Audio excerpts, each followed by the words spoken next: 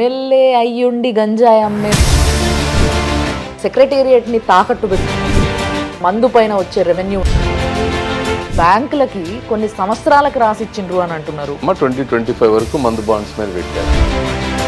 మీరు పార్టీలో చేరినప్పటి నుంచి ముఖ్యంగా అపోనెంట్లు కూడా చేరుతున్నారట. ఏ వ్యక్తులైనా కోరుకు పాలిటిక్స్ అంటేనే చెత్త అని.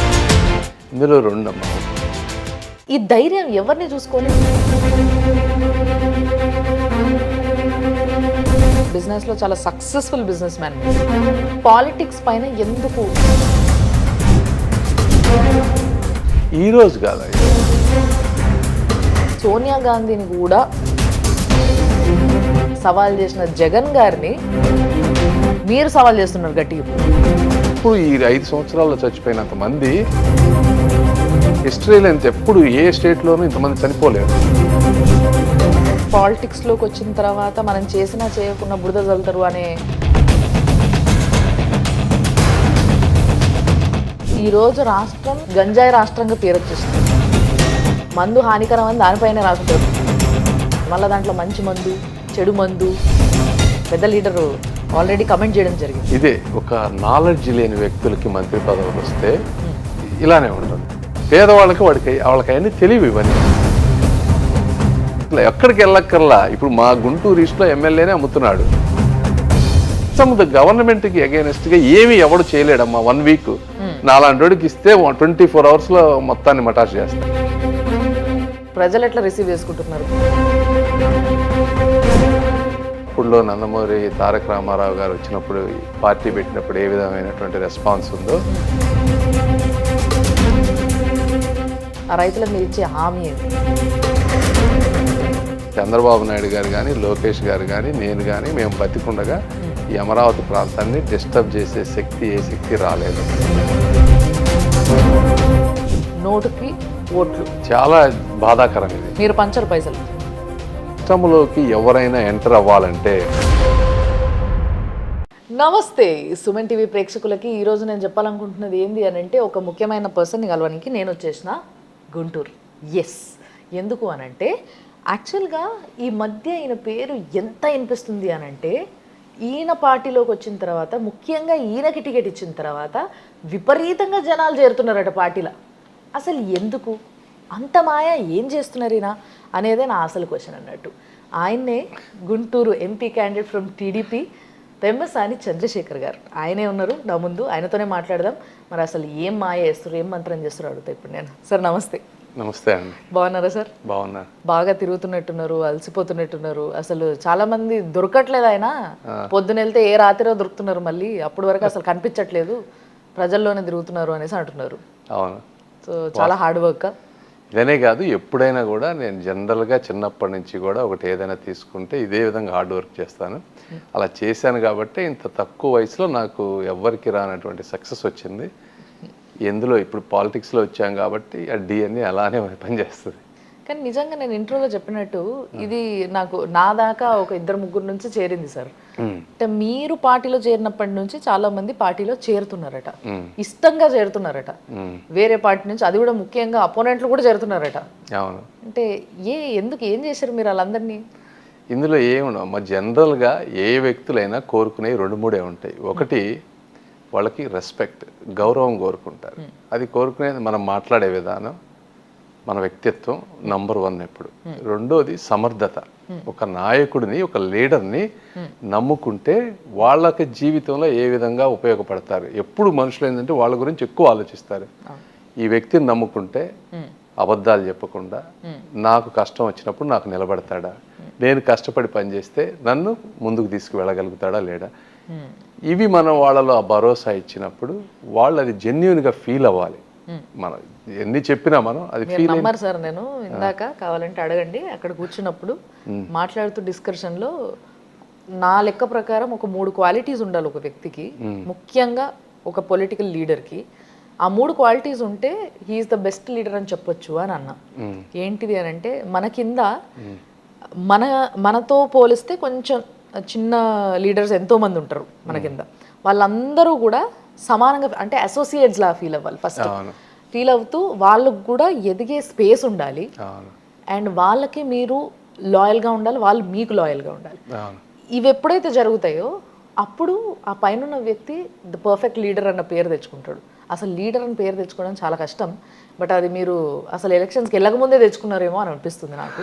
డెఫినెట్గా ఇందులో మీరు చెప్పిన దాంట్లో నేను వాళ్ళకి లాయల్గా ఉండటం అనేది మోస్ట్ ఇంపార్టెంట్. వాళ్ళు నాకు లాయల్గా ఉంటే ఐ విల్ బీ హ్యాపీ. అది అందరు 100% మనం ఎప్పుడు ఎక్స్పెక్ట్ చేయకూడదు, ఎందుకంటే వాళ్ళకు ఉండే డిఫరెంట్ సర్కమ్స్టాన్సెస్ని బట్టి వాళ్ళు బిహేవ్ చేస్తారు. బట్ నా లాయల్టీలో మాత్రం 100% వాళ్ళకు ఉంటుంది ఎప్పుడు. Very nice. మరి ప్రజల మధ్యలో తిరుగుతున్నారు, ప్రజలు ఎట్లా రిసీవ్ చేసుకుంటున్నారు మిమ్మల్ని? చాలా అంటే నేను ఇట్లా పాజిటివ్గా చెప్తున్నానని కాదు, నేను కొన్ని ప్రాంతాలకు వెళ్ళా, అక్కడ జనరల్ లాస్ట్ ఎలక్షన్లో వైసీపీకి మెజారిటీ వచ్చినటువంటి ప్లేసుల్లో కూడా ఇళ్లల్లో నుంచి బయటకు వచ్చి ఒక 2 అవర్స్ని ఒక విలేజ్కి పెట్టుకుంటే 4 అవర్స్ 5 అవర్స్ హారతులు, తర్వాత గుమ్మడికాయలు, దిష్టి తీయటాలు. వాళ్ళు చెప్తుంది ఏంటంటే 1983లో అప్పుడులో నందమూరి తారక రామారావు గారు వచ్చినప్పుడు పార్టీ పెట్టినప్పుడు ఏ విధమైనటువంటి రెస్పాన్స్ ఉందో ఈరోజు మన జనంలోకి వెళ్తుంటే అంత రెస్పాన్స్ ఉంది అని చెప్తా ఉన్నారు. ఎందుకంటే ఆ ప్రజా వ్యతిరేకత అంతగా వచ్చేసింది, ముఖ్యంగా ఈ రాజధాని ప్రాంతం కానీ చుట్టుపక్కల అవటం కానీ ఏదన్నా కానీ రెస్పాన్స్ చాలా మీరు ఎప్పుడు గుంటూరు చరిత్రలో రానంత మెజారిటీ రేపు రాబోతుందని నాకు అనిపిస్తుంది. Very nice. ఇది మంచి కాన్ఫిడెన్స్. కానీ ఇష్యూస్ పైన మాట్లాడడానికన్నా ముందుగా మీ గురించి మాట్లాడదాం సార్. ఒక ఎన్ఆర్ఐ, మీరు బిజినెస్లో వేసారు, బిజినెస్లో చాలా సక్సెస్ఫుల్ బిజినెస్ మ్యాన్ మీరు. అలాంటి వ్యక్తికి పాలిటిక్స్ పైన ఎందుకు అసలు ఈరోజు ఇష్టం కలిగింది అని అంటే ఏం చెప్తారు? ఈరోజు కాదు, ఇది చిన్నప్పటి నుంచి నేను పెరిగిన వాతావరణమే అలాంటి వాతావరణం. రాజకీయ కుటుంబం నేపథ్యం. మా చుట్టుపక్కల నరసరావుపేట ప్రాంతంలో మాకు ఎదురుగా కోర్టు ఉండేది. అక్కడ రాజకీయ కక్షలు, వాళ్ళందరూ పాపం భోజనాలకు వచ్చేవాళ్ళు, ఈ వాయిదాలకు వచ్చి అట్లా పెరిగిన వాతావరణం. నేను పెరిగిన వాతావరణంలో చూసినటువంటి పేదరికం, నేను కష్టపడ్డ విధానం, ఇలాంటివి చాలా ఉన్నాయన్నమాట. అంటే ఇప్పుడు సపోజ్ ఒక ఇష్యూ తీసుకుంటే, మనం సొంతగా ఇల్లు కట్టుకోవాలంటే నాకు 30 ఏళ్ళు పట్టింది మా అమ్మ వాళ్ళకి. ఒక ఇల్లు అంటే ఒక ఇళ్లలో ఉండే లేడీస్కి, వాళ్ళకి మిడిల్ క్లాస్ అంటే ఒక ఇల్లు కట్టుకోవాలి అని. అట్లా అంటే ఈరోజు మనం చదువుకున్నాం కాబట్టి చేయగలిగాం. చాలామంది పాపం మనం తిరుగుతూ ఉంటే ఇవన్నీ ఏంటంటే సమస్యల గురించి పూర్తి అవగాహన ఉంది కాబట్టి మనకి తక్కువ వయసులో ఎవ్వరికి రానంత బ్రెడ్త్ నాలెడ్జ్ వచ్చింది. మెడిసిన్ చదువుకోవటం కానీ, ఒక బిజినెస్లో సక్సెస్ అవ్వటం కానీ, విపరీతమైన జ్ఞానం. అమెరికా సొసైటీ చూసి అరే ఇట్లా ఉండాలి, సమానత్వం అంటే ఇలా ఉండాలి, ఈ పేదరికానికి కానీ రిచ్కి కానీ గ్యాప్ ఎంత ఉండకూడదు, ఒక డిగ్నిటీతో కూడినటువంటి వర్క్ చేసుకోవాలి పేదవాళ్ళు అనేది. ఇవన్నీ చూసినప్పుడు సరే ఇవన్నీ మనకి వెల్త్ దేవుడు ఇచ్చాడు కాబట్టి మనం కూడా ఏదో ఒకటి చేయాలనేది ఎప్పటి నుంచో ఉంది.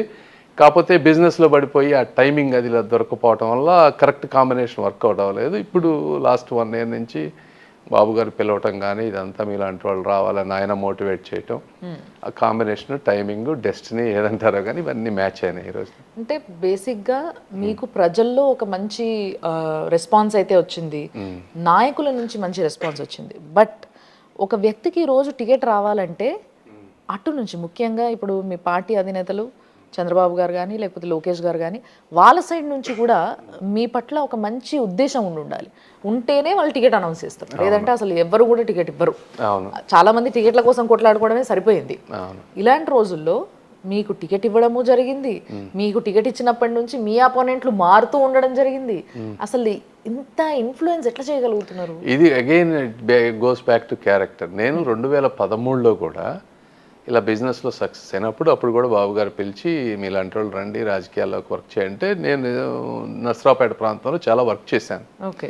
అప్పుడున్న పరిస్థితుల్లో రాయపాటి సాంబశివరావు గారు సీనియర్ పొలిటీషియన్ అవటం, కొంచెం ఎలక్షన్ టైట్గా ఉండటం, ఆయన అయితే బెటర్ ఇన్ఫ్రాస్ట్రక్చర్ ఉందని చెప్పి ఆ డిస్కషన్లో లాస్ట్కి వచ్చేటప్పటికి రాయపాటి సాంబశివరావు గారికి ఇచ్చారు. ఇచ్చిన తర్వాత కూడా నేను ఎప్పుడు దాన్ని నెగిటివ్గా తీసుకోలేదు. సరే రాయపాటి సాంబశివరావు గారికి అలా జరిగింది, బాబు గారు ఆయన కోరుకున్నారు. I'm a self confident man. ఇక్కడే కాదు, నేను ఎక్కడైనా సరే ఆఫ్రికాలో అయినా వెళ్ళి ఏదైనా సాధించగలనటువంటి సెల్ఫ్ కాన్ఫిడెన్స్ ఉన్నటువంటి వ్యక్తిని, సెల్ఫ్ మేడ్ పర్సన్ కాబట్టి ఆ కాన్ఫిడెన్స్ ఉంటుంది. So okay let me do my own work అనుకున్నాం, మనం బిజినెస్లో బాగా ఫోకస్ అయ్యాం. సో ఆ విధంగా ఎప్పుడు దాన్ని వెళ్ళిన తర్వాత నాకు యాక్చువల్గా బిజినెస్ నేను అనుకున్న దానికంటే 10-20 times గ్రో అయిపోయింది విపరీతంగా అనుకున్న దానికంటే. సో ఎప్పుడు అదేంటంటే ఆ పాజిటివ్ ఆస్పెక్ట్లో అలా జరగటం వల్ల నాకు మంచి జరిగింది అనుకున్నాను తప్పించి నెగిటివ్గా తప్పు జరిగింది నాకు ఆ రోజు టికెట్ రాలేదనే బాధ లేదు. సో ఎప్పుడైతే మనం ఆ పాజిటివ్ ఆస్పెక్ట్లో ఉన్నామో బాబు గారికి ఎప్పుడు ఏదన్నా అవసరమైనా లేకపోతే పార్టీకి కానీ ఏదైనా కావాలన్నా కూడా నేను I'm always available for them. అది ఒక నంబర్ 1 రీజన్. నంబర్ 2 ఏంటంటే నాకు చాలా అవకాశాలు వచ్చినాయి. చాలా అంటే వైఎస్ఆర్సీ ఆ రోజులు పోటీ చేయనప్పుడు కూడా ఆ రోజు కూడా నాకు టికెట్ ఆఫర్ చేశారు పార్లమెంట్కి వైఎస్ఆర్సీపీ వాళ్ళు. 2019లో అయితే ఎన్ని ఆఫర్లు ఇచ్చారో చాలా మంది తెలియదు, ఇంక్లూడింగ్ రాజ్యసభ కూడా ఇస్తా అన్నారు నాకు. నరసరావుపేట పార్లమెంటు, గుంటూరు పార్లమెంటు, రాజ్యసభ ఈ మూడిట్లో ఏది కావాలన్నా ఇస్తా అన్నారు. మరి ఎందుకు సార్ తీసుకోలేదు? ఎందుకు అంటే నా ఐడియాలజీకి మ్యాచ్ అవ్వనటువంటి పార్టీ అది. వ్యక్తిత్వం కానీ ఇంకోటి కానీ నా ఐడియాలజీకి మ్యాచ్ అవ్వలేదు కాబట్టి నేను షార్ట్ కట్స్, నా ఐడియాలజీ నాకు నచ్చితేనే నేను ఏదైనా ముందుకెళ్తాను. ఇవన్నీ చూసినప్పుడు బాబు గారు ఏంటంటే ఇతను ఒక స్టేబుల్ పర్సన్, ఇతను ఒక ఐడియాలజీతో ఉన్నాడు, ఎటువంటి పరిస్థితుల్లో కూడా మనకి కానీ సమాజానికి కానీ ఇతని వల్ల మేలు జరుగుతుంది, అవన్నీ వచ్చినాయి కాబట్టే వాళ్ళు ఈ రోజున దాని గురించి ఈ పార్లమెంట్లో కాంపిటీషన్ ఉన్నా కూడా లేదు ఈజ్ ద రైట్ పర్సన్, రాజధాని డెవలప్ చేయాలన్నా ఫ్యూచర్లో ఈ పార్టీని కొద్దిగా గొప్ప అండగా ఉండాలన్నా అని ఆ యాంగిల్లో ఇచ్చారు అని నేను అనుకుంటున్నా, నాకున్న సమాచారం అది. ఓకే.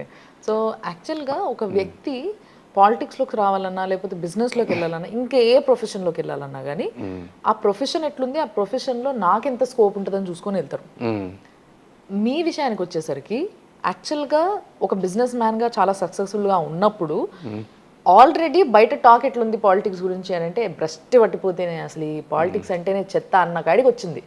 అలాంటి టాక్ వినిపిస్తున్న సమయంలో మీరు మంచి బిజినెస్ మ్యాన్ కాస్త పాలిటిక్స్లోకి ఎందుకు వచ్చారు? మరి ఇందులో రెండమ్మా. ఒకటి, దేవుడు నాకు కావాల్సిన దానికంటే అన్నీ ఎక్కువ ఇచ్చాడు.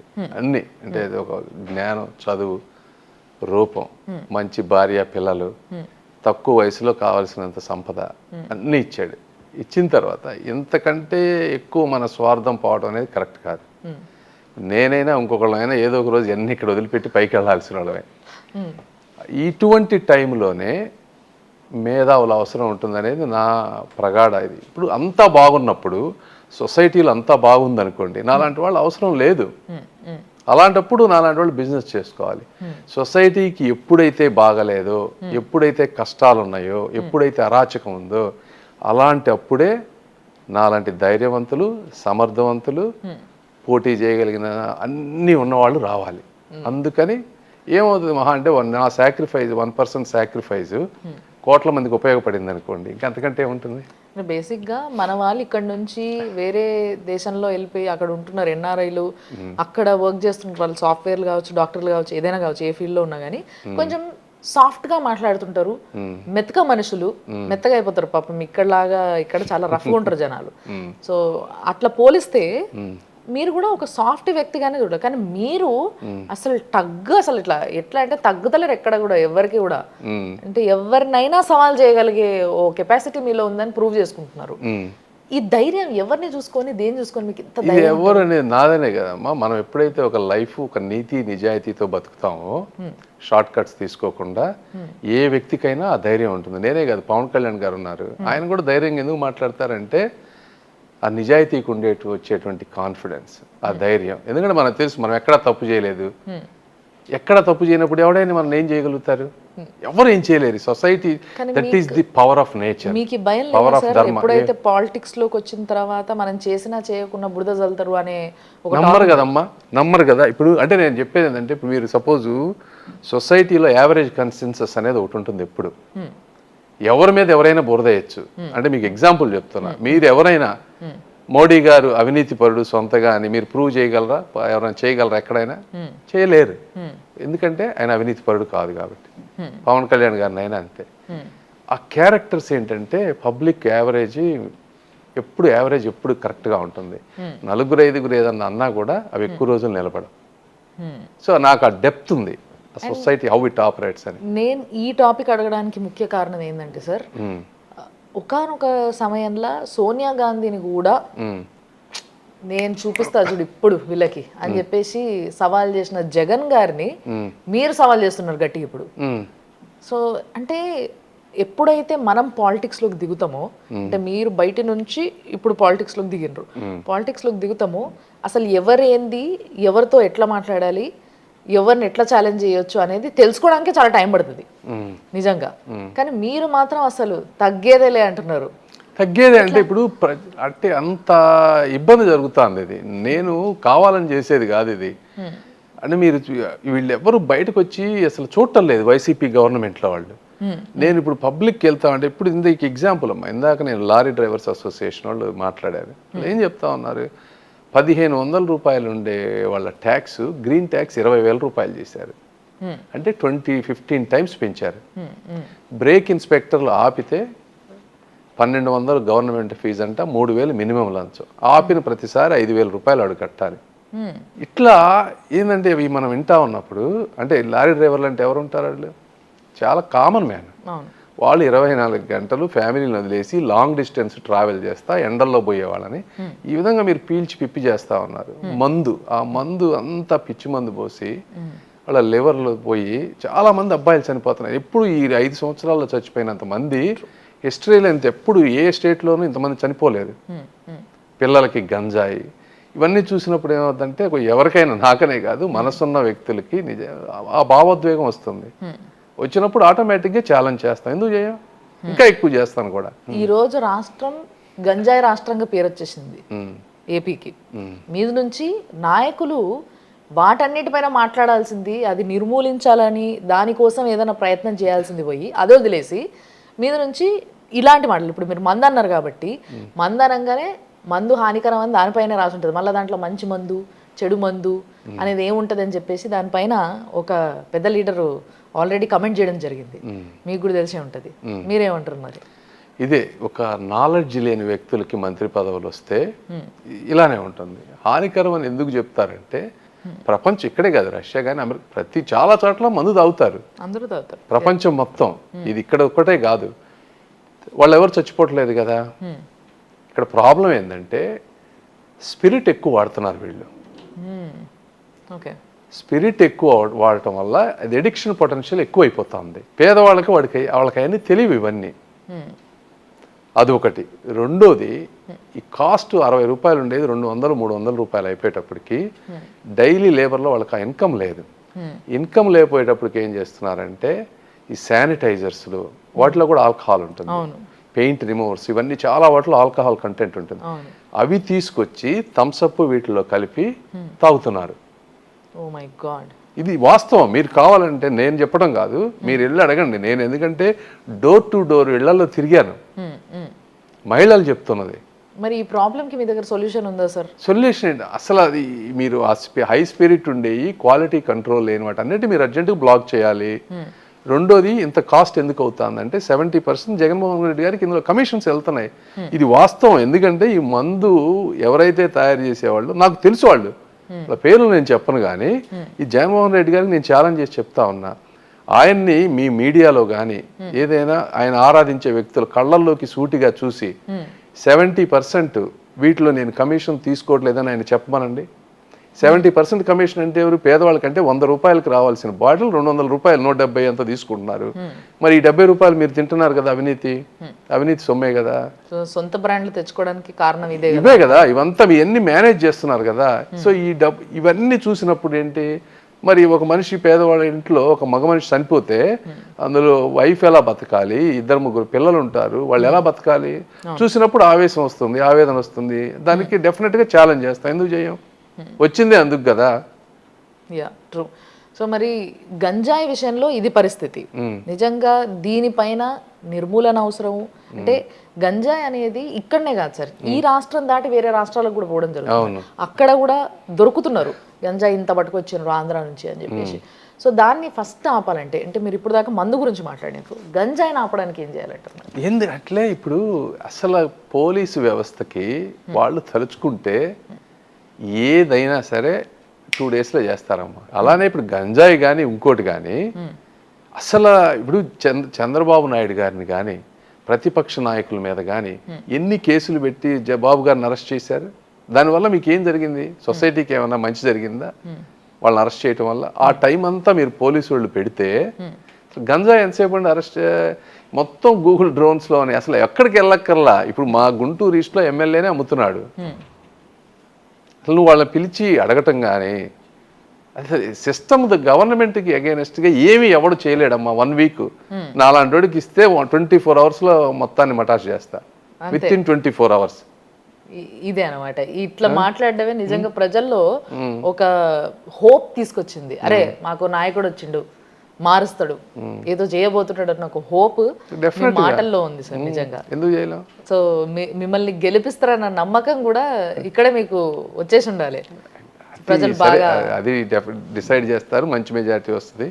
That it's not about me. మీకు అదే నేను చెప్పేది. అంటే ఆ కన్విక్షన్ ఎందుకు లేదు మీకు గవర్నమెంట్కి? అందుకని మేము ఈరోజు మనం అంత అగ్రెసివ్గా మాట్లాడాల్సి వస్తుంది తప్పించి వేరే సింపుల్ చిన్న అవినీతి అక్కడ ఇక్కడ ఏదన్నా జరుగుతుంది లేకపోతే ఏమన్నా ఉన్నాయంటే దానికి అంత అగ్రెసివ్గా వెళ్ళేటువంటి పరిస్థితి ఉండేది కాదు. బట్ ఇదేంటంటే సొసైటీని బాగా డిస్ట్రక్షన్ పాత్రలో తీసుకెళ్తున్నారు. మీరు ఇందాక మాటల్లో అన్నారు ఒక ఎమ్మెల్యేనే గంజాయి అమ్ముకుంటున్నారు అని చెప్పేసి. సో ఎమ్మెల్యే అయ్యుండి గంజాయి అమ్మే పరిస్థితి వచ్చిందా అని ఫస్ట్ నేను షాక్లో ఉన్నా. అండ్ ఒకవేళ నిజంగా ఈరోజు ఈ రాష్ట్రం యొక్క ఆర్థిక పరిస్థితి ఏంది అనేది అందరికీ తెలుసు. ఈ రాష్ట్రం ఆ రాష్ట్రం అన్న అసలు తేడానే లేకుండా ప్రతి ఒక్కరికి తెలుసు ఆ పరిస్థితే ఉంది. సో మరి నిజంగా ఈ గంజాయి అమ్ముకునే ఎమ్మెల్యేలు అంటున్నారు, అండ్ సెక్రటేరియట్ని తాకట్టు పెట్టుకున్నారు అంటున్నారు. అండ్ నేను ఈ మధ్య విన్న మాట ఏంది అని అంటే ఏవైతే మందు పైన వచ్చే రెవెన్యూ ఉంటుందో ఇవంతా కూడా బ్యాంకులకి కొన్ని సంవత్సరాలకు రాసిచ్చిండ్రు అని అంటున్నారు. అంటే ఇంకో 7 సంవత్సరాల వరకు కూడా దాని నుంచి వచ్చే రెవెన్యూ ఇంకా రాదు రాష్ట్రానికి ఏ విధంగా ఉపయోగపడదు. కాదమ్మా 2025 వరకు మందు బాండ్స్ మీద పెట్టారు. ఇంకా 1.5 year మరీ ఎక్కువ మనం చెప్పాల్సిన అవసరం లేదు. 2025 వరకు యాజ్ ఆఫ్ నౌ. సో మరి ఏ విధంగా మీ గవర్నమెంట్ వస్తే దీనిపైన చర్యలు తీసుకుంటారు? ముఖ్యంగా మీ ఆలోచన విధానం చెప్పండి, ఎందుకంటే మీరు ఒక బిజినెస్ మ్యాన్గా మీకు ఐడియా ఉంటుంది. ఇప్పుడు రాజధాని ప్రాంతమే ఉందనుకోండి. ఇప్పుడు మీరు తెలంగాణ తీసుకుంటే ఎంటైర్ తెలంగాణకి హైదరాబాద్ అనేది సోర్స్ ఎంటైర్ ఇన్కమ్కి. Not only Telangana, rest of the స్టేట్స్లో అన్ఎంప్లాయ్మెంట్ ఎక్కడున్నా అందరూ ఈరోజు హైదరాబాద్ మీద వాలిపోతూ ఉన్నారు. ఇప్పుడు ఆంధ్రప్రదేశ్లో అమరావతిలో 33,000 ఎకరాలు ఫ్రీ ల్యాండ్ ఇచ్చారు ఫార్మర్స్. దాన్ని డెవలప్ చేసుంటే 2 lakh crores మినిమం దాని వర్త్. ఏమి చేయక్కర్లా, జస్ట్ కంటిన్యూ చేస్తుంటే జగన్మోహన్ రెడ్డి గారు. నిన్న నేను వెళ్ళి చూసా, 10,000 హౌసెస్ కట్టారు అక్కడ. ఆ 10,000 హౌసెస్ ఫర్ 10,000 crores పెట్టి కట్టారు. వాటిని మొత్తాన్ని అట్లా వదిలేశారు, పాడుపడిపోయినట్టు, పిచ్చి మొక్కలు వచ్చేటట్టు. సో 10,000 పీపుల్, సెక్రటేరియట్ పీపుల్ అక్కడికి వస్తే వాళ్ళకి first of all rent payments ఉండవు. ఒక ఎకనామిక్ యాక్టివిటీ వచ్చేస్తుంది ఇక్కడ మీకు. ఈ క్యాపిటల్ బిల్డ్ అవుతా ఉంటే ఇన్కమ్ పెరిగిపోతుంది. అందులో మీరు ఒక 1,000-2,000 ఎకరాలు అమ్మినా కూడా ఒక మూమెంటం తీసుకొచ్చి 30-40 కోట్ల రూపాయలు తీసుకొస్తే మీకు ఎంత ఇన్కమ్ వస్తుంది? 30-40 వేల కోట్ల రూపాయల ఇన్కమ్ వస్తుంది. అంటే మీరు మాట్లాడే వర్జన్ ఇట్లుంది సార్. అంటే టీడీపీ నేతలు మాట్లాడే వర్జన్ ఒకలా ఉంటుంది, at the same time YCP నేతలు మాట్లాడే వర్జన్ ఒకలా ఉంటుంది. వాళ్ళకి ఆలోచన అసలు ఇక్కడ క్యాపిటల్ పెట్టాలనే లేదు. అది ఎందుకు లేదు అని అడుగుతున్నా. అది స్పష్టంగా తెలిసిపోయింది సార్. రీజన్ ఏదైనా ఉండొచ్చు, నేను వైసీపీ నుంచి రాలేదు కాబట్టి నాకు ఆ రీజన్ తెలియదు. బట్ రీజన్ ఏదైనా ఉండొచ్చు, కానీ అక్కడున్న రైతులు ఎవరైతే ల్యాండ్స్ ఇచ్చిండ్రో రాజధాని కోసం, వీళ్ళ పరిస్థితిని తలుచుకుంటేనే చాలా బాధిస్తుంది ఫస్ట్ ఆఫ్ ఆల్. సో వీళ్ళ పరిస్థితి ఏంటంటారు అసలు? ఫస్ట్ ఆఫ్ ఆల్ ఇంత వెయిటింగ్ పీరియడ్, మళ్ళీ ఈసారి ఎలక్షన్స్లో మీరు గెలవాలని వాళ్ళు కోరుకుంటున్నారు. చూస్తే చాలా పెద్ద వారే జరిగేలాగా అనిపిస్తుంది. అటు ఇటుగా ఉంది, ఇంకా సర్వేలన్నీ కూడా అటు ఇటుగానే ఉన్నాయి. అటు ఇటు ఏం లేవమ్మా, వన్ సైడ్ ఉన్నాయి. But okay, anyway if it is your opinion, అటు ఇటు ఉన్నాయి అనుకోండి. సార్ అంటే ఇట్స్ లైక్ 50-50. అంటే ఇద్దరు టగ్ ఆఫ్ వార్ జరుగుతుంది, కానీ ఏం జరుగుతుందో నెక్స్ట్ చూడాలి. టగ్ ఆఫ్ వార్ ఏం లేదమ్మా. యాజ్ ఆఫ్ నౌ సర్వేస్ లో తెలుగుదేశం పార్టీకి 100 to 110 గ్యారంటీ. జగన్మోహన్ రెడ్డి గారికి ఒక 40 ఎన్నో ఉన్నట్టున్నాయి. ఒక 20-30లోనే టగ్ ఆఫ్ వార్ ఉంది. This is a fact. Okay, మీరు చెప్పండి. సో మరి ఆ రైతులకి మీరు చెప్పే మాట ఏంది ఇప్పుడు? ఆ రైతులకు మీరు ఇచ్చే హామీ ఏంది? హామీ నేను ఒకటే ఇస్తా ఉన్నాను. మా చంద్రబాబు నాయుడు గారు కానీ, లోకేష్ గారు కానీ, నేను కానీ, మేము బతికుండగా ఈ అమరావతి ప్రాంతాన్ని డిస్టర్బ్ చేసే శక్తి ఏ శక్తి రాలేదు. ఒకవేళ 2 రోజులు లేట్ అయినా కూడా డెఫినెట్గా ఈ ప్రాంతం ఒక అద్భుత రాజధానిగా రాబోతుంది. ఈ నెల రోజుల్లోనే ఇదంతా పోతుంది. ఇప్పటి వరకు జరిగిన విధ్వంసం అంతా ఒక్క నెల రోజుల్లో పోతుంది. సో వాళ్ళు అసలు ఎటువంటి భయం పడాల్సిన అవసరం లేదు ఈ విషయంలో. సో క్యాపిటల్ గురించి మీరు తీసుకుంటున్న ఇవేంటి ఒపీనియన్స్ ఏంటి అందరి నుంచి, కానీ ఏం చేయాలనుకుంటున్నారు, ఏ విధంగా దాన్ని డెవలప్ చేయాలనుకుంటున్నారు? అసలు క్యాపిటల్ అనే దానికి మీరు అసలు ఒకసారి ఆ స్ట్రక్చర్ చూస్తే already everything has been designed. ఇప్పుడు కొత్తగా చేయాల్సింది ఏమీ లేదు. అసలు ఆ ప్లాన్ ఎవడన్నా వెళ్ళి చూస్తే విజన్ ఉన్నవాడికి అర్థమైతే అక్కడ దాదాపు 3 యూనివర్సిటీలు వచ్చినాయమ్మా. ఇంకా 120 సంస్థలు జీవోలు ఇచ్చేసి అంతా అనౌన్స్ చేసేసారు. Basavatarakam cancer institute, biggest convention centre in Asia, HCl technologies, Indo US university, ఇలా నేను చెప్పుకుంటే అయితే 120 వీళ్ళందరితోటి మాట్లాడి ఆల్రెడీ ల్యాండ్ అలొకేట్ చేశారు. మనం కంటిన్యూ చేస్తుంటే ఆ 120 కనుక కన్స్ట్రక్ట్ అయి ఉంటే కొన్ని లక్షలాది ఉద్యోగాలు. అసలు ఏరియా ఎట్లా ఉండేదంటే ఒక మినీ హైదరాబాద్ లాగా ఉండేది. ఇప్పుడు మేం చేయాల్సింది ఏంటంటే ఈ ఫస్ట్ 120 ఎవరైతే ఇంతకుముందు ఇంట్రెస్ట్ చూపించారో వాళ్ళందరినీ కన్సల్ట్ చేసి రీఓరియంట్ చేసి చేయటం అనేది బేసిక్. ఈ పాడైపోయినవి కంప్లీట్ చేయాలి, మిగిలిన అన్ని ఎక్కడైతే 80% కట్టేసి వదిలేసిన బిల్డింగ్స్ యాజ్ సూన్ యాజ్ ఆ 80% బిల్డింగ్స్ని రీకన్స్ట్రక్షన్ మొదలు పెట్టంగానే ఎకనామిక్ యాక్టివిటీ స్టార్ట్ అయిపోతుంది. ఇప్పుడే మీకు ఈ చుట్టుపక్కల ప్రాంతంలో ఆల్రెడీ ల్యాండ్ కాస్ట్, ల్యాండ్ అన్ని పెరిగిపోతున్నాయి. ఈ అపార్ట్మెంటే మేము ఇందులో 300 అపార్ట్మెంట్స్ ఉంటే మొన్నటి వరకు 40-50 అమ్ముడిపోతే ఈ 2-3 మంత్స్లోనే డబుల్ అమ్మేసాం. Okay okay. అంటే అంత ఎకనామిక్ యాక్టివిటీ స్టార్ట్ అయితే మీకు ఎంతమంది బాగుపడతారు చెప్పండి? Real estate agents, sales people, marketing people, different అంతా పాజిటివ్ ఎకనామిక్ యాక్టివిటీ వచ్చేస్తుంది కదా. సో ఒక మంచి విజన్ ఉంది క్యాపిటల్ పైన టీడీపీకి అంటారు మీరు. Everything has already been designed, all we need to do is start implementing it. Okay. So ఈసారి మీ గెలుపు తర్వాత మొదలు పెట్టబోతున్నారు ఈ పని. చాలా అద్భుతం, అంటే ఏ రాజధాని లేనంత అద్భుతంగా ఉంది ఆ డిజైన్. కానీ బాబు గారు చాలా కష్టపడి చేసింది అది. ఓకే. అండ్ రాజకీయం అంటే ఇప్పుడు వరకు మనం చూస్తున్నాం సార్, రాజకీయంలో డెవలప్మెంట్, మన థాట్ ప్రాసెస్, ప్రజలతో మనం ఏ విధంగా మమేకమై ఉంటాం, ఇవన్నిటితో పాటు ఇప్పుడు పాలిటిక్స్ కొంచెం మారిపోయినాయి సార్ కొన్ని సంవత్సరాలుగా. ఎవరు ఎంత పైసలు ఇస్తారు, మనీ పాలిటిక్స్, నోటుకి ఓట్లు, అట్లా అయిపోయింది అన్నట్టు. సో మరి ఈ మనీ పాలిటిక్స్ గురించి మీరు మాట్లాడేది ఏంది, మీరు ఎంకరేజ్ చేస్తారా?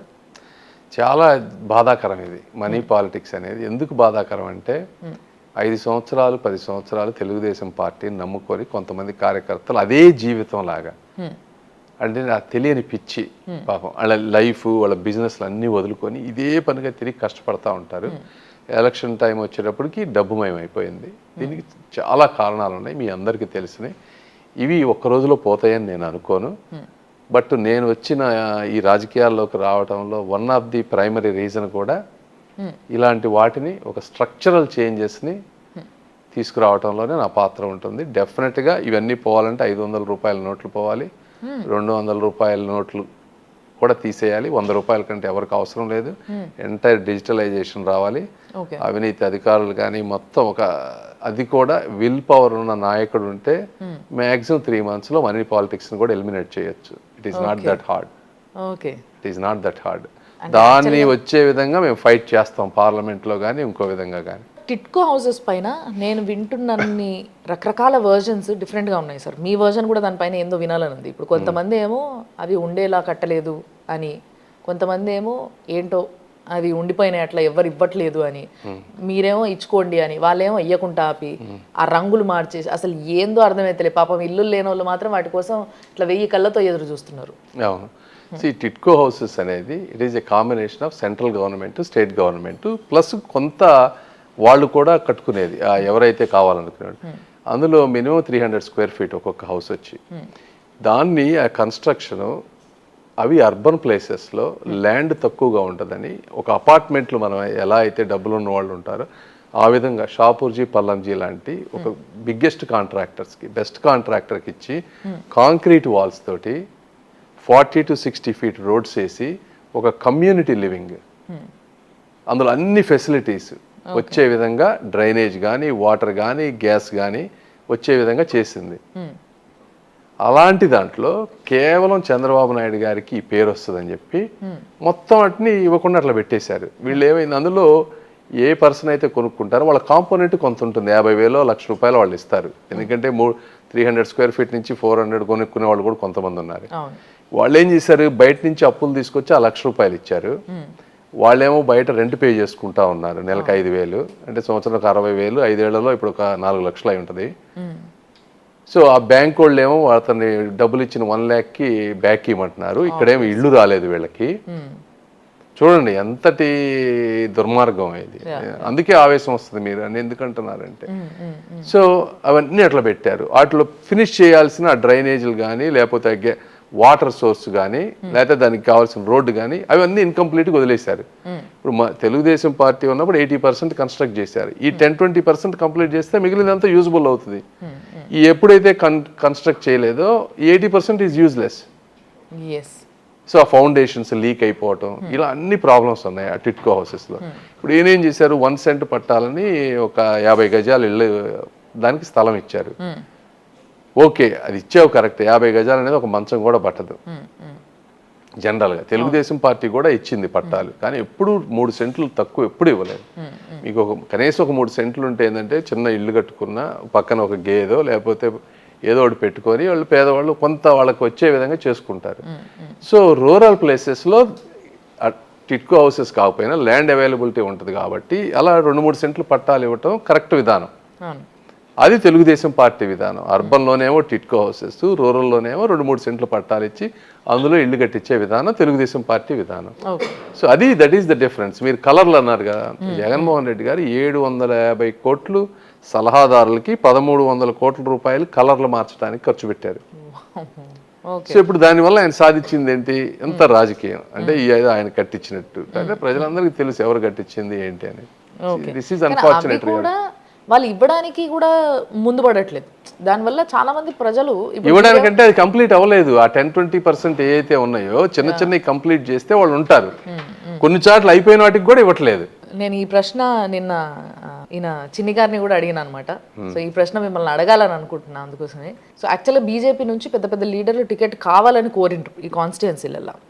అయినప్పటికీ కాదని మీకు ఇవ్వాలి టికెట్ అని బాబు గారు అనుకోవడానికి కారణం ఏందని మీరు అనుకుంటున్నారు? ఇదేనమ్మా, అంటే నేను ఎప్పటి నుంచో పార్టీతో ఉన్నటువంటి లాయల్టీ, నేను ఈ ప్రాంతానికి కానీ రాజధానికి కానీ ఏదో ఒక చేయగలిగిన నాకున్న ఇంటర్నేషనల్ కనెక్షన్స్ కానీ ఒక సమర్థత, దీనన్నిటికంటే ముఖ్యంగా నేను కూడా ఒక కార్యకర్తలాగా తెలుగుదేశం పార్టీకి చాలా రోజుల నుంచి కష్టపడ్డాను. ఇవన్నీ కాంబినేషన్స్ చూసి ఇచ్చారు తప్పించి ఏదో 1-2 రీజన్స్ తోటి. మీ దగ్గర ఉన్న పైసలు చూసి ఇవ్వలేదంటారా? మా గుంటూరు పార్లమెంట్లో డబ్బులు పెట్టేవాళ్ళు ఇంతమంది ఉన్నారు. ఎందుకంటే ఈ సీటు గెలిచే సీటు తెలుగుదేశం పార్టీకి. ముఖ్యంగా ఎలక్షన్ టైం వచ్చేటప్పటికి అసలు ఆ డబ్బు అనేది of the least of all those. నాకు తెలిసి డబ్బులు ఎందుకు, ఎంతమంది దగ్గర డబ్బు ఎందుకు సార్? టికెట్లు కొనుక్కుంటున్నారు కదా సార్, కోట్లు. అదేనమ్మా, అదే చెప్పేది. అందరు కొనుక్కో, అది మీ మిస్కన్సెప్షన్ అంతే. చంద్రబాబు నాయుడు గారు నిజంగా డబ్బులు కావాలంటే ఆయన 1000 కోట్లు ఎప్పుడో సంపాదించుకునేవాళ్ళు. This is not about money. జనరల్గా ఏంటంటే ఒక క్యాండిడేట్ వచ్చినప్పుడు వాళ్ళు ఎలక్షన్ ఫేస్ చేయగలరా లేదని చూస్తారు, ఎవరైనా చూస్తారు, అన్ని పార్టీల వాళ్ళు. But that is only 1 part of the whole game. అసలు డబ్బుతో రాజకీయం చేయగలం అని ఎవడన్నా అనుకుంటే వాళ్ళంత అజ్ఞాని ఇంకొకళ్ళు ఉండరు. మీ ఆలోచన నిజంగా కొంచెం డిఫరెంట్గానే ఉంది సార్. ఎందుకంటే నేను చాలా మందిని ప్రశ్న అడిగినప్పుడు వాళ్ళు యాక్సెప్ట్ చేస్తారు. లైక్ ఎట్లా అంటే, అవును రాజకీయాలు ఆ విధంగా మారినాయి, అది దురదృష్టమే, కానీ ఏం చేయలేని పరిస్థితి అన్నట్టుగా ఒప్పుకుంటారు. బట్ మీరు మాత్రం ఇంకా చాలా గట్టిగా మాట్లాడుతారు దీనిపై. మీరు ఇంతసేపు నాతో మాట్లాడారు, మీరు డబ్బు అనేది ఇప్పుడు తీసుకొచ్చారు, కానీ మీరు ఏమంటా ఉన్నారు, మీరు క్యారెక్టర్, మీరు అందరు ఇదే కదా నా గురించి మాట్లాడుతుంది. డెఫినెట్లీ మీరు క్యారెక్టర్, నా లీడర్షిప్ క్వాలిటీస్ గురించి మాట్లాడుతున్నారు, కానీ డబ్బు గురించి ఎవరు మాట్లాడుతున్నారు? That went to back of the game కదా. అండ్ ఇంకొకటి సార్, ఎప్పుడైతే ఒక ఎన్ఆర్ఐ ఆల్రెడీ బిజినెస్ లో ఉన్న వ్యక్తి పాలిటిక్స్ లోకి వస్తే ఆ వ్యక్తిని గెలిపించడానికి ఇంకో రీజన్ ఉంటుంది ప్రజల దగ్గర. ఈయనను గెలిపించుకుంటే ఈయన ఉద్యోగాలు ఇప్పిస్తాడేమో మన పిల్లలకి, అవును రైట్, ఏమైనా కంపెనీలు పట్టుకొస్తాడేమో మన దగ్గరికి, సో దట్ మన పిల్లలందరూ మంచి ఉద్యోగాలు చేసుకుంటారు అని చెప్పేసి ఇలాంటి ఆలోచన ఏమైనా ఉందా? ఎందుకంటే ప్రస్తుతం ఇక్కడున్న ఘోరమైన పరిస్థితి. అంటే ఉద్యోగాల కోసం ఎంత ఘోరంగా తిరుగుతున్నారంటే యూత్. అవును, ఎందుకంటే ఇండియాలో నిరుద్యోగం 12% ఉంది, ఆంధ్రాలో 24% ఉంది, డబుల్ అన్ఎంప్లాయ్మెంట్. సో డెఫినెట్గా ఫండమెంటల్గా మేము చేయాల్సిందే అది. ఇప్పుడు అదే చెప్పాం కదా ఇందాక ఒకసారి మీతో మాట్లాడతా, 120 సంస్థలను ఈ ప్రాంతం నుంచి తీసేశారు.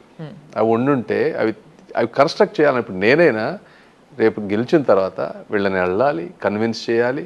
కన్విన్షన్లో వాళ్ళందరూ అడుగుతారు, మళ్ళీ జగన్మోహన్ రెడ్డి గారు వచ్చి ఇదే విధంగా డిస్ట్రక్షన్ చేస్తే మా పరిస్థితి ఏంటని వాళ్ళు అడుగుతారు. సో అంత ఈజీ కాదు. కాకపోతే 1కి 4 సార్లు వెళ్ళి మేము ఇవ్వాల్సిన రీఅష్యూరెన్సెస్ ఇచ్చి తీసుకొచ్చి వాళ్ళు ఎన్ని కన్స్ట్రక్ట్ చేసి ఎంప్లాయ్మెంట్ క్రియేట్ చేయాలంటే మినిమం 3 years పడుతుందో 4 years పడుతుందో. అందుకే నేను ప్రజలందరికీ ఎవరికన్నా ఈ ఓటింగ్ వన్ టైం అని చూస్తానికి ఇట్లాంటి వాళ్ళకి ఇస్తే వాళ్ళు ఏంటంటే 5 years అనుకుంటారు. This is not about 5 years, this is about 8 years. Last 5 years పోయింది కదా, ఇప్పుడు మళ్ళీ మేము వచ్చి ఎన్ని చేసి అన్ని ఎంప్లాయ్మెంట్కి వెళ్ళాలంటే అనదర్ 3 to 4 years. అంటే ఒక మనిషికి, ఒక యంగ్ 25-30 ఏళ్ళకి బయటకు వచ్చిన వ్యక్తికి వాళ్ళ లైఫ్లో 8 to 9 years పోయిందంటే ఎంత ఇబ్బందులు ఉంటాయో చూడండి.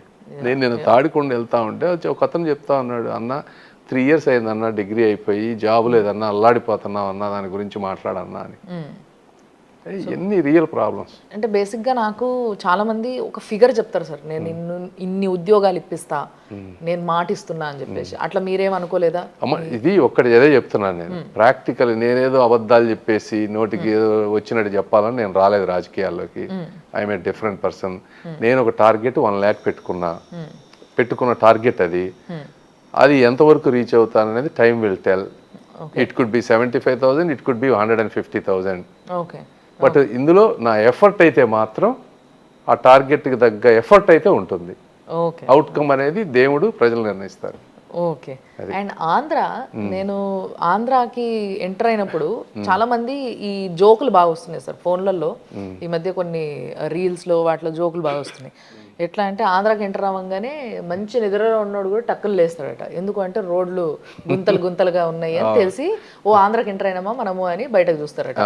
సో ఇలాంటి కామెడీ కొన్ని వస్తున్నాయి అన్నట్టు రీల్స్, షార్ట్స్లో. దీంట్లో కామెడీగా మీకు కామెడీ అనిపించచ్చు కానీ చాలా బాధాకరం ఇది. ఎందుకు బాధాకరం అంటే, ఇక్కడ విట్టు కాలేజీ నుంచి ఒక ప్రొఫెసర్ గుంతల్లో పడి, పిహెచ్డి చేసిన ప్రొఫెసర్ రోడ్డు గుంతల్లో పడి చనిపోయాడు. అలాంటి చనిపోయిన వాళ్ళు చాలా మంది ఉన్నారు, ఒక విట్ ప్రొఫెసరే కాదు. అసలు ఒక ప్లేస్కి ఒక 10-20 minutesలో వెళ్ళాల్సింది 1 hour పైన పడతాడు. అంటే ఎంత ప్రొడక్టివిటీ లాస్ ఉంటుందో చూడండి. ఒక మనిషి ఒక ప్లేస్కి వెళ్ళి రోజు పొద్దున వెళ్ళి సాయంత్రం రావాలంటే 2 గంటలు ఆ రోడ్ల మీద పోతే. ఒక ప్రశ్న సార్, బేసిక్గా ఒక రోడ్డుకి నాణ్యత ఉంటే అట్లీస్ట్ 10 సంవత్సరాలు ఆగాల, అట్లీస్ట్ 7-8 సంవత్సరాలన్నా ఆగాల. కానీ అసలు ఏందో అర్థం కావట్లేదు. అసలు ఈ లాస్ట్ 5 years కన్నా ముందేసిన రోడ్లే ఇంకా వాడినా కూడా నాణ్యత తక్కువ ఉండడం వల్ల ఆగట్లేదు అంటారా? మరి ఏంటంటే లేదు, ఇప్పుడు సిమెంట్ రోడ్స్కి ఒక లాంజివిటీ ఉంటుంది, తార్ రోడ్లకు ఒక లాంజివిటీ ఉంటుంది.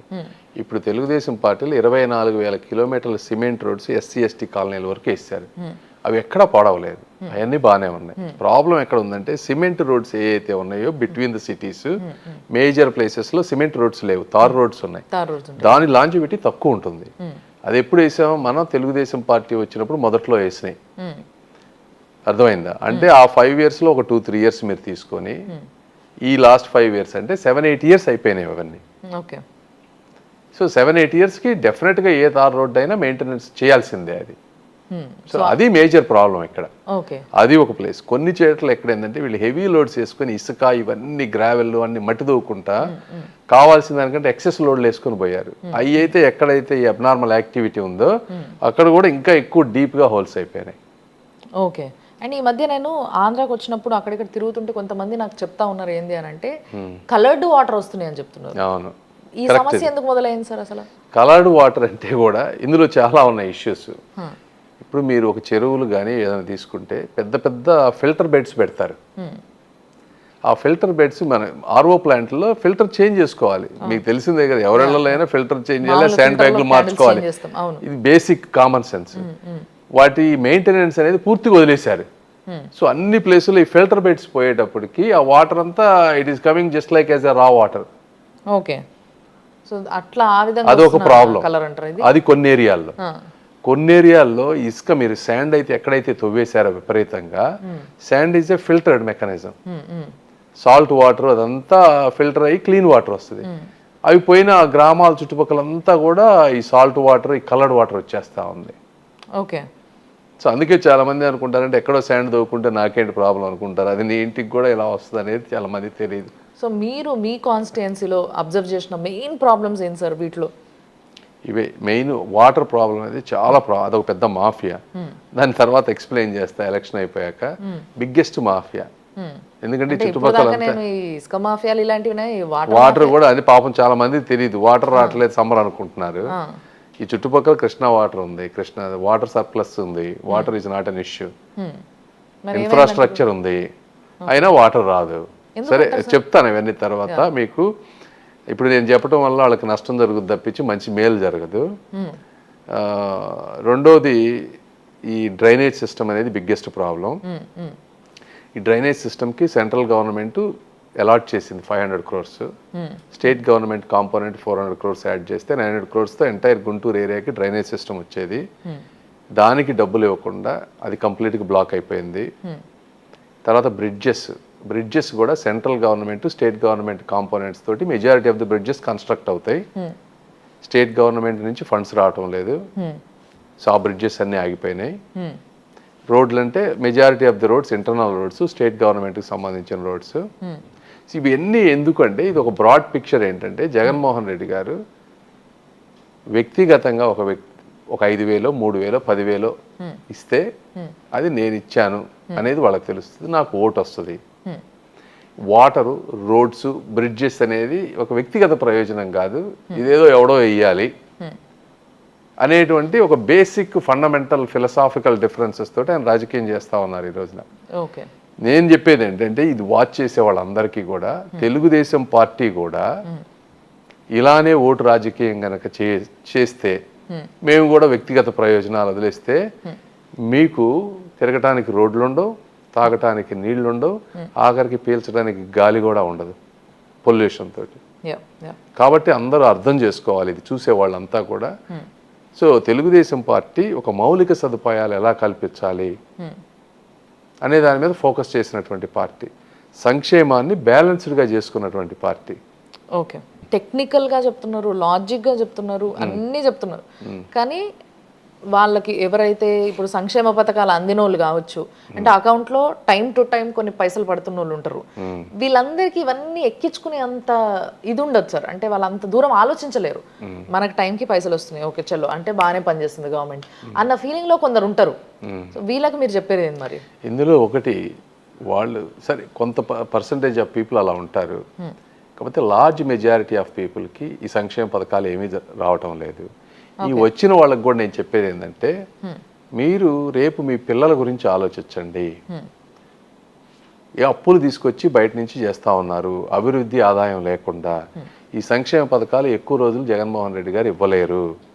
అదే వచ్చే 5-6 నెలల్లో ఇవి రావటం ఆగిపోతే మీ పిల్లలు బయటకు వస్తే వాళ్ళకి ఉద్యోగం ఉండదు, మీరు చేసుకోవడానికి పనులు ఉండవు, ఈ డబ్బు కూడా ఆగిపోతుంది, మొత్తం మునిగిపోతారు. ఇక్కడ మీరు అంటున్న పాయింట్ ఒకటి నేను ఆలోచిస్తుంటే నాకు ఈ వర్జన్ వస్తుంది సార్. నెక్స్ట్ 4-5 ఇయర్స్లో అంటే ఎప్పటికీ జగన్మోహన్ రెడ్డి ఇయ్యలేడు, 4-5 ఇయర్స్లో ఆ పైసలు ఆగిపోతాయి. ఆగిపోయినప్పుడు రియలైజ్ అయితే ఏం ప్రయోజనం ఉండదు అన్న విషయాన్ని మీరు స్పష్టంగా చెప్తున్నారు. ఇప్పుడు నెక్స్ట్ ఈ టర్మ్లో మీరు గెలిచి మీరు ప్రభుత్వం ఫామ్ చేసిన తర్వాత అప్పుడు కూడా ఆగితే జనాలు ఏమనుకుంటారు, ఓహో ఆయన అయితే ఇచ్చేటోడు, వీళ్ళు వచ్చారు కాబట్టి ఆగిపోయినాయి అని అనుకుంటారు. అప్పుడు కూడా వాళ్ళని కన్విన్స్ చేయడం కష్టమే. లేదమ్మా, ఒకటి మాకు ఆయన డిఫరెన్స్ ఏంటంటే జగన్మోహన్ రెడ్డి గారు ఉన్నంత వరకు ఇక్కడ ఒక ఎకనామిక్ యాక్టివిటీ అనేది ఏమీ జరగదు. ఆయనకు డబ్బులు కావాలంటే అప్పు తేవాలి, సెక్రటరీని తాకట్టు పెట్టడం, మందు తాకట్టు పెట్టడం, ఇంకోటి. మేము వచ్చిన వెంటనే ఇప్పుడు క్యాపిటల్ మీకు చెప్పే కదా, అది ఒక డెవలప్ అయితే 2 లక్షల కోట్లు వస్తుంది. సో ఆటోమేటిక్ ఎకనామిక్ యాక్టివిటీ వస్తే స్టేట్కి ఇన్కమ్ పెరిగినప్పుడు సంక్షేమ పథకాలు ఎందుకు ఇవ్వలేదు? తెలుగుదేశం పార్టీ 2,000 రూపాయలు అంటున్నారు కదా, 2,000 రూపాయలు అంటున్నారు. ఈయన వేసిన అప్పులు తీర్చనీకనే మాకు ఎన్ని సంవత్సరాలు పడుతుంది అని. మరి ఆ అప్పులకి ఈ పైసలు అని పోతే మరి పాలన ఎక్కడి నుంచి చేస్తారు సార్? ఇవి 2 ప్రాబ్లమ్స్ నేను కాదనట్లేదు. గివెన్ ఉన్న సినారియాలో తెలుగుదేశం పార్టీ అయితే ఎంతో కొంత మేలు చేయగలిగినటువంటి పార్టీ. వేరే వాళ్ళు వస్తే అసలు అది కంప్లీట్గా జీరోకి వెళ్ళేటువంటి పరిస్థితి. అంటే ఇదే పెద్ద ప్రశ్న ప్రజలందరిలో. ఓటేసే ముందు తిరిగే ఏకైక ప్రశ్న ఏది అని బాగా ఆలోచన చేసి ఓటేసే వాళ్ళ గురించి చెప్తున్నా నేను.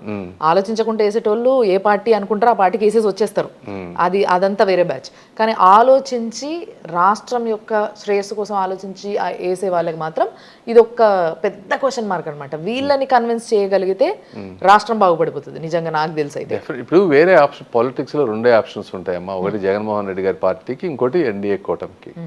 మీరు అవతల సైడ్ వెరీ క్లియర్, ఇంకా డౌన్వర్డ్ లోకి వెళ్ళిపోతాం. ఇది వస్తే ఇక్కడ నుంచి అప్టిక్ ఉంటుంది. కాబట్టి the option is very clear. ఇందులో పెద్ద కన్ఫ్యూజన్ ఉందని నేను అనుకోవట్లేదు. ఓకే, మ్యాక్సిమం చేయగలిగేది మేము ఒక్కళ్ళమే. Okay, so let us talk about corruption sir.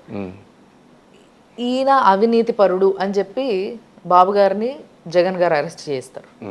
లేదు వాళ్ళే అవినీతి పరులు, ఇంత అవినీతి చేసిండ్రని టీడీపీ వాళ్ళు వాళ్ళని ఆరోపిస్తారు. అసలు ఈ అవినీతి విషయంలో మీకున్న నాలెడ్జ్ ఏంది, మీరు ఏం చెప్తారు దీనిపైన? ఒకటి, తెలుగుదేశం పార్టీ చంద్రబాబు నాయుడు గారు ఎంటైర్ హైటెక్ సిటీ ఏరియా మొత్తం ఆయనే కదా డెవలప్ చేసింది. ఆయనకి తెలుసు కదా అవన్నీ తీసుకొచ్చాయి. ఆయన నిజంగా అవినీతి చేయాలంటే అక్కడ ఒక 200-300 ఎకరాలు కొనుక్కుంటే ఎన్ని వేల కోట్లు అయ్యేది ఈ రోజున? ఒక్క ఎకరం అన్నా ఉందా అక్కడ? చేసుకోగలిగారా? అది నేను చెప్పలేను సార్. అది చేసుకోలేకపోయారు అంటే అక్కడ లేదు.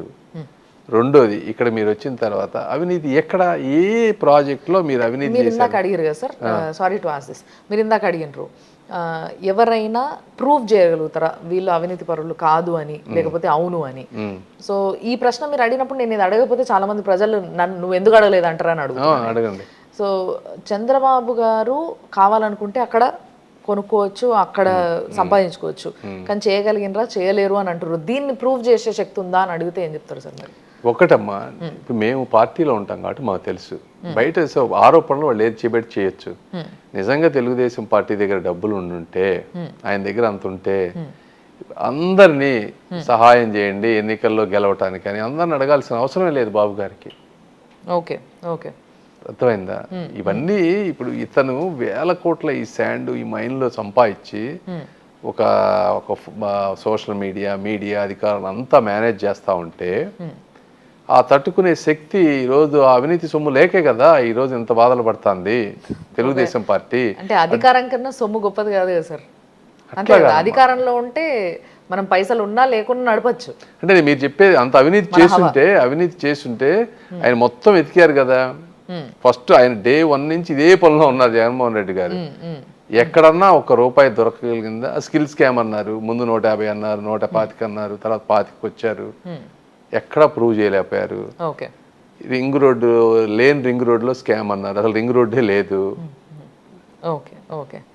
అండ్ ఇవన్నీ ఒక ఎత్తు అయితే సార్, మీ ఇంటర్వ్యూ అనగానే నాకు ద స్పెషల్ పాయింట్ అనిపించింది పొలిటికల్ సెన్సార్ బోర్డ్. ఈ విషయం పైన మీరు మాట్లాడిన అనగానే డిఫరెంట్ ఉంది. ఇప్పుడు వరకు ఏ నేత మాట్లాడలేదు దీని గురించి, అసలు ఎవరికి ఆలోచన కూడా రాలేదు.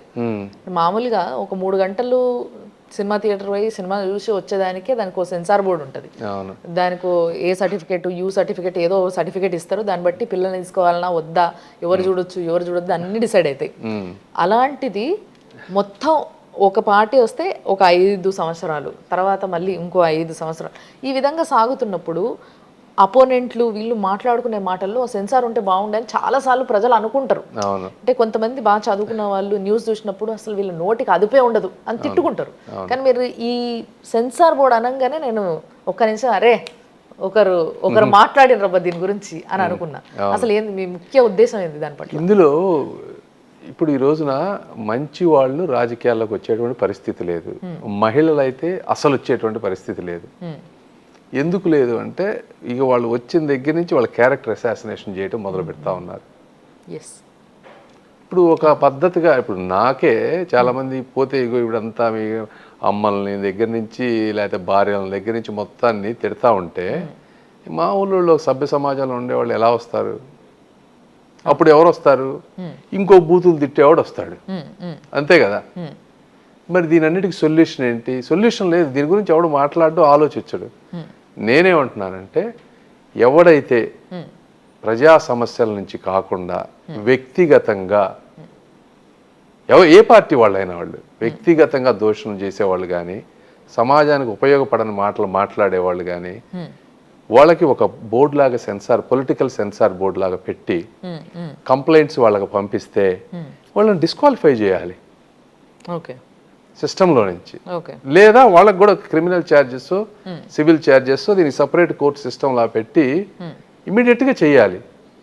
చేస్తే ఎందుకు కంట్రోల్ అవ్వమ్మా? విత్ ఇన్ 3 months మొత్తం సెట్ అయిపోతారు. అవరా? మంచి ఆలోచన సార్, అసలు అద్భుతమైన ఆలోచన ఇది. ఇది నేను సపోర్ట్ చేస్తా, ఈ ఆలోచనకి డెఫినెట్లీ సపోర్ట్ చేస్తా. అండ్ రైట్ టు రీకాల్ అనే ఒక కాన్సెప్ట్ కూడా చాలా మంది పొలిటీషియన్స్ న్యూ కమర్స్ ఎవరైతే ఉన్నారో యంగ్స్టర్స్ చాలా మంది అడుగుతూ ఉన్నారు. దీనిపైన మీ ఉద్దేశం ఏంటి? అంటే రైట్ టు రీకాల్ అనేది గుడ్ పాయింటే, దాటిపోతే ఏంటంటే అది వేగ్ పాయింట్. అది ఇప్పుడు మీకు జనరిక్గా ఏదో నాకు నచ్చలేదు అనే దానికన్నా కూడా ఈ స్పెసిఫిక్ ఎక్కడైతే ప్రాబ్లం ఉంది, బేసిక్ ఎక్కడ ఉంటాయి ప్రాబ్లమ్స్, అవినీతి, ఇలాంటి పిచ్చి పిచ్చి మాట్లాడటం, జనరల్గా ఇన్కాంపిటెన్సీతో రైట్ టు రీకాల్ చేయటం తప్పులేదు, చేయొచ్చు కూడా. దానికి ఏంటంటే ఒక పద్ధతి ప్రకారం ఎలక్టరల్ ప్రాసెస్ అంతా ఆన్లైన్ వచ్చినప్పుడు ఇవి పాసిబుల్ అవుతాయి. ఎలక్టరల్ ప్రాసెస్ అంటే ఎలక్షన్స్ 5 yearsకి ఒకసారి జరగాల్సిన అవసరం లేదు. ఎలక్షన్ కమిషన్ అనేది ఎవ్రీ 1 yearకి ఎంటైర్ కాన్స్టిట్యున్సీలో సెల్ ఫోన్ ద్వారా మీరు ఓటింగ్ సిస్టమ్ కనుక ఎఫెక్టివ్గా తీసుకురాగలిగితే how is this person performance అనేది మనం తీసుకొస్తే దానికి ఒక 60% 50% ఆ బార్ ఏదో మనం సెట్ చేసి people are happy or not అనేది ఆ థ్రెషోల్డ్ వచ్చిన తర్వాత మీరు రీకాల్ యాక్టివేషన్ చేయటం ఇట్ ఈస్ నాట్ ఇంపాసిబుల్. ఇప్పుడు మాలాంటి అది చేయగలిగే కేపబిలిటీ ఉన్న వాళ్ళని 1 yearలో ఇండియాని మార్చేయగలం. ఆ విల్ ఉండాలి, పొలిటికల్ విల్ ఉండాలి, ఆ ధైర్యం ఉండాలి.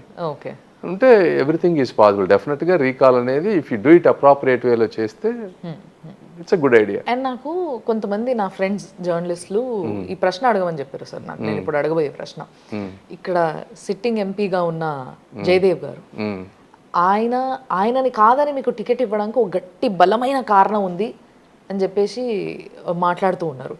మీరే చెప్పండి, అసలు కారణం ఏంది? చిచ్చి అమ్మ, చాలా రాంగ్. ఆయన కాదని ఎప్పుడు తెలుగుదేశం పార్టీ టికెట్ ఇవ్వలేదు నాకు. ఆయన వద్దనుకున్నారు. ఆయన ఇక్కడ ఉండే ఇండస్ట్రీస్ని బలహీనతగా చూసి ఆయన మీద ఈడీ ఐటీ ఎన్ని పొల్యూషన్ బోర్డు ఎన్ని వాడాలన్నీ వాడి ఆయన అటాక్ చేస్తే ఈ తలనొప్పి తట్టుకోలేక ఆయన 80% company is owned by public investors. 20,000 కుటుంబాలు ఫ్యామిలీలు ఉన్నాయి, అంటే 80,000 మంది. వీళ్ళందరికీ ఫిడ్యూషియరీ డ్యూటీగా ఆయన ఉన్నారు కాబట్టి ఆయన ఈ సిస్టంలో ఉండటం వల్ల వాళ్ళందరికీ నష్టం జరుగుతుంది కాబట్టి ఆయన మంచి మనిషి కాబట్టి ఇది వద్దు నేను తప్పుకుంటానని ఆయన అంత వాలంటరీగా చేశారు. ఆయన తప్పుకుంటున్నారని తెలిసి ఆయనతో నేను కన్ఫర్మ్ చేసుకున్నాకే నేను వచ్చాను తప్పించి it is not the other way. So ఆయన ఫుల్ సపోర్ట్ మీకు ఉంది? 300%. Very nice. మరి మిగతా నేతలందరూ మిమ్మల్ని ఎట్లా సపోర్ట్ చేస్తున్నారు? అంటే ముఖ్యంగా చాలా చేరికలు జరిగినాయని మనం మాట్లాడుకున్నాం. సో ఈ కొత్తగా వచ్చిన లీడర్లు కావచ్చు, ఆల్రెడీ ఉన్న వాళ్ళు కావచ్చు, మీరు ఒక కొత్త క్యాండిడేట్ కాబట్టి ఇప్పుడు ఈ కాన్స్టిట్యున్సీకి మీకు ఎట్లా సపోర్ట్ ఉంది వాళ్ళ నుంచి? చాలా అద్భుతం. అంటే ఎవ్రీబడి ఈజ్ స్మార్ట్ అమ్మా. ఈ రోజుల్లో దే కెన్ సీ ఒక లీడర్లో ఉండే కాంపిటెన్సీ, లేకపోతే ఈ గవర్నమెంట్ మీద ఉన్నటువంటి వ్యతిరేకత, తెలుగుదేశం ఎన్డీఏ కూటమి అనేది రాబోతుంది అనేటువంటి ఆ వేవ్ మొదలైనప్పుడు ఆటోమేటిక్గానే కొంత పాజిటివిటీ వస్తుంది. దానికి మనలాంటి క్యారెక్టర్ ఉన్న నాయకుడు ఉన్నప్పుడు కాంబినేషన్ చాలా బాగుంటుంది. Okay, so wonderful sir, wonderful talking to you. నిజంగా ఒక కొత్త పొలిటీషియన్తో మాట్లాడిన ఫీలింగ్ వస్తుంది నాకు. అంటే బేసిక్గా పొలిటీషియన్స్లో కొంతమంది పొలిటీషియన్స్ వేరయ్యా అన్నట్టు ఉంటారు అన్నట్టు, ఆ వేరయ్యా పొలిటీషియన్స్లో మీరు ఒకరు అన్నట్టు. అంటే చాలా డిఫరెంట్ పొలిటీషియన్ అండ్ డిఫరెంట్ లీడర్గా పేరు తెచ్చుకున్నారు. కాబట్టి మీ వల్ల ప్రజలందరికీ మంచి జరగాలని మనస్ఫూర్తిగా కోరుకుంటున్నాను నేను. తప్పకుండా ఆ మంచి జరిగిన రోజు నేను వచ్చి మొత్తం ఈ కాన్స్టిట్యుయెన్సీ అంతా తిరిగి చూస్తా, అదో సంతోషం. So thanks a lot for the time and all the best. Thank you, Andy. Thanks for your time. Thank you so much. Thank you.